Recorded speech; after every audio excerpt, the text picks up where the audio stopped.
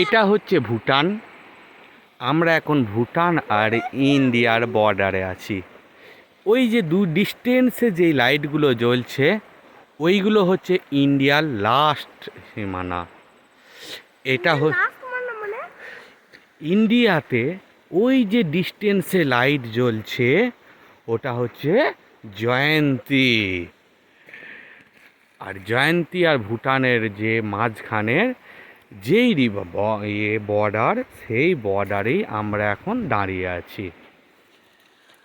আমার সাথে আছে হচ্ছে যে আমাদের টোটাল ছোট্ট নুদু ইভু সোনা, যে হচ্ছে যে ভলু দেখলে ভয় পায় কিন্তু খুব বদমাশ।